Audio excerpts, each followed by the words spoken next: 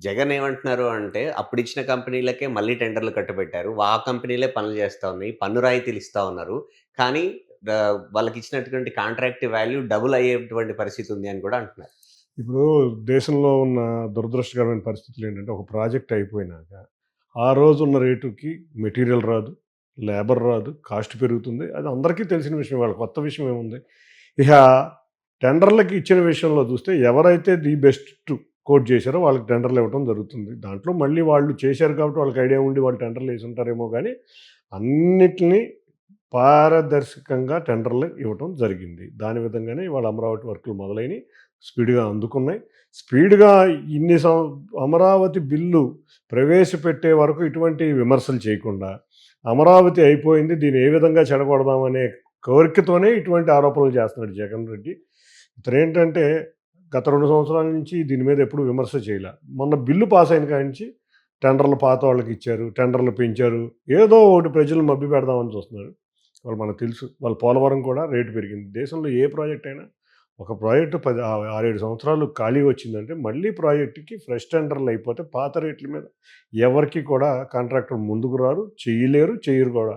అంతేకాకుండా అక్కడ ఆయన ప్రభుత్వ హయాంలో మొత్తం వాళ్ళ మెటీరియల్ అన్నీ వాళ్ళ పైపులు ఎత్తుకుపోయారు. వాళ్ళకున్న మెటీరియల్ అన్నీ కూడా ఎత్తుకుపోయారు. కాబట్టి అక్కడి వరకు క్యాన్సిల్ చేసేసి మళ్ళీ ఫ్రెష్ టెండర్లు ఇవ్వడం జరిగింది. కానీ ఆయన చెప్తోంది గతంలో వైజాగ్, కర్నూలు, విజయవాడ పోయి ఇప్పుడు మావిగన్ రాజధాని ప్రాంతం పెడితే బావుంటుంది.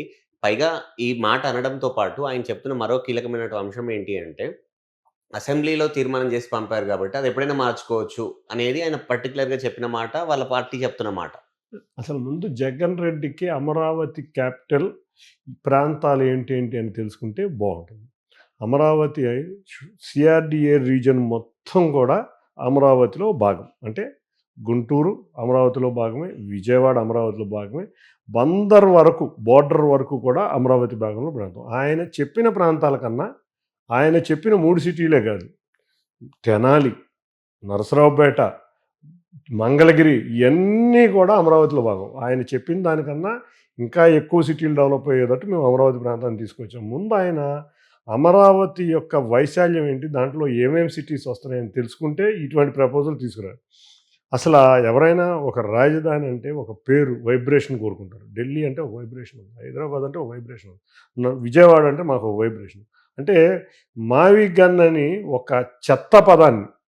చెత్త పదాన్ని తీసుకొచ్చి రోత పదం అంట నేను.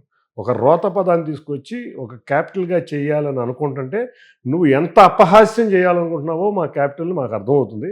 ఆంధ్రప్రదేశ్‌లో ప్రజలందరూ నేను ఒకటే అంటున్నా. ఆంధ్రప్రదేశ్ ప్రజలందరూ అమరావతి కావాలని ఎప్పటినుంచో కోరుకుంటున్నారు. నువ్వు 3 రాజధానులు అనగానే జగన్ రెడ్డిని 11 రెడ్డి చేశారు. ఇవాళ లోక్సభలో నువ్వు అమరావతి రాజధానిని వ్యతిరేకించడం వల్ల నువ్వు 0 రెడ్డివి కాబోతున్నావు. నువ్వు మా అమరావతిని, మా చక్కటి పదాన్ని అపహాస్యం చేసే రోత పదం అనే ఒక మావిగన్తో ఒక కామెడీ షో చేయాలని అనుకుంటున్నావా? ఇటువంటి కామెడీ షోలు మాకు కాదు. మేము అందరం కూడా చాలా ప్రౌడ్‌గా ఒక అమరావతిని ఫీల్ అవుతాం. నీ రోత పదాలు నీ వల్ల రాష్ట్రం చాలా అధోగతి పాలైంది గత 5 సంవత్సరాల నుంచి. మళ్ళీ కొత్త రోత పదం తీసుకొస్తున్నావు. ఒక మాట మీద నిలబడలేని వ్యక్తివి నువ్వు. అందుకే నిన్ను ప్రజలు చీకొడుతున్నారు. అసలా ఈ అమరావతి వైశాల్యం ఏంటి, అమరావతిలో ఏమేమి సిటీలు ఉన్నాయో తెలుసుకొని మాట్లాడితే బాగుంటుంది అనుకోండి.